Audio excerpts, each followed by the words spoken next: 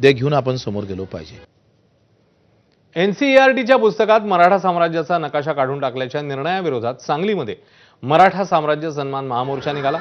सांगलीच्या स्टेशन चौकापासून छत्रपती शिवाजी महाराजांच्या पुतळ्यापर्यंत हा भव्य मोर्चा आज निघाला होता। भाजपचे मंत्री चंद्रकांत पाटील यांनी या मोर्चाचं निवेदन स्वीकारलं।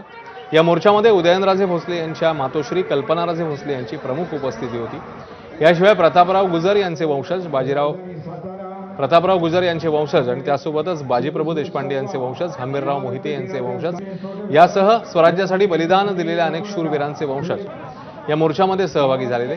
यासोबतच खासदार विशाल पाटील, आमदार जयंत पाटील, आमदार विश्वजित कदम यासह अनेक राजकीय पक्षातील नेते मंडळी मोर्चामध्ये सहभागी झाले।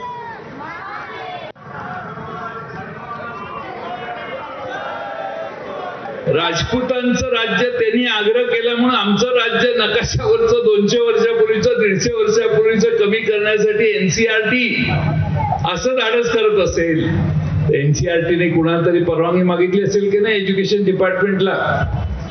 एनसीईआरटीच्या नावानं ओरडण्याची गरज नाही, एनसीईआरटीला ओरडलंच पाहिजे। एनसीईआरटीने एज्युकेशन डिपार्टमेंटला ऑफिशियली विचारलं असेल की अशी मागणी येते, आम्ही काय करू?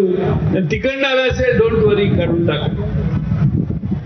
छत्रपती शिवाजी महाराजांनी निर्माण केलेलं हिंदवी स्वराज्याचा नकाशा बदलण्याचं पाप कुणी केलं, हे हुडकण्याचं काम तुम्ही आम्ही सगळ्यांनी केलं पाहिजे।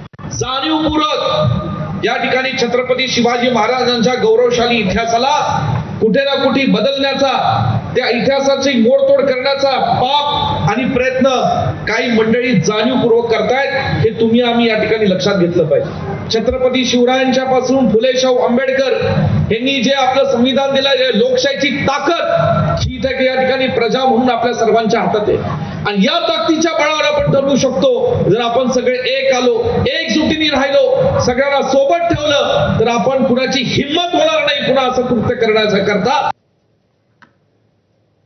आता